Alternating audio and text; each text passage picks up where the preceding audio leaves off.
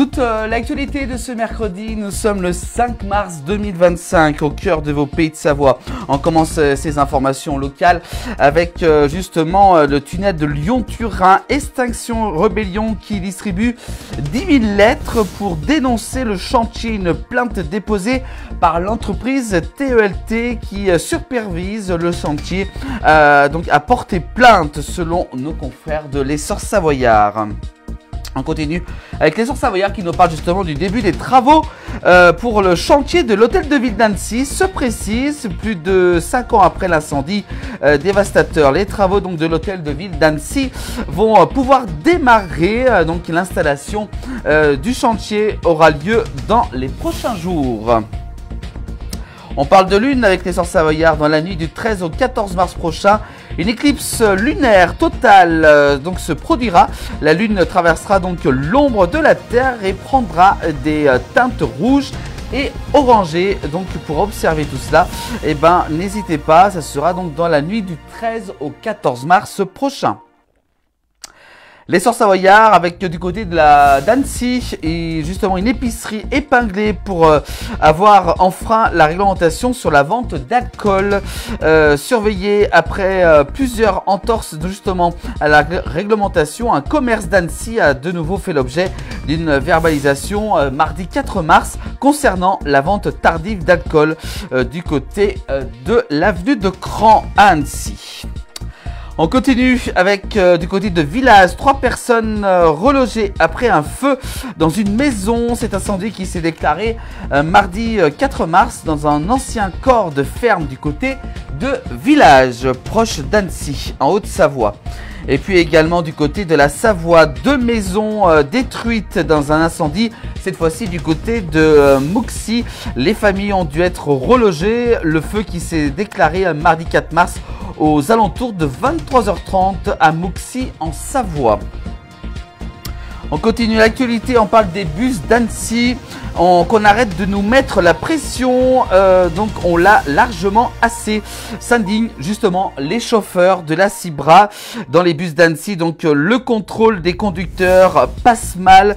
Une nouvelle décision de la part de la société de transport urbain de la Cibra qui est mise en place donc au printemps 2024 dans l'agglomération va être ajustée à la baisse un an plus tard, alors que donc des pistes d'adaptation sont en réflexion. Cette décision donc suscite l'inquiétude des syndicats de la Cibra du côté d'Annecy.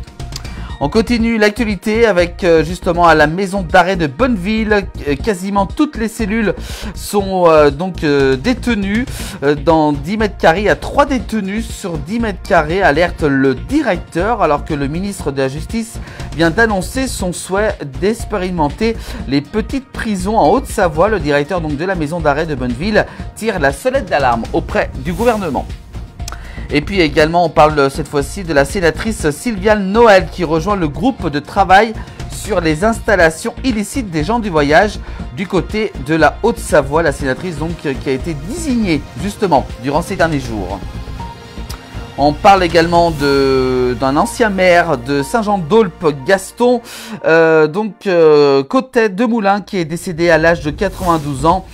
Gaston, ce maire est décédé jeudi 27 février. Il a été maire de Saint-Jean-d'Aulpes de 1998 à 2001 et a notamment participé au développement de la station du Roc d'Enfer. Ses obsèques auront lieu demain, jeudi 6 mars à 10h du côté de Saint-Jean-d'Aulpes.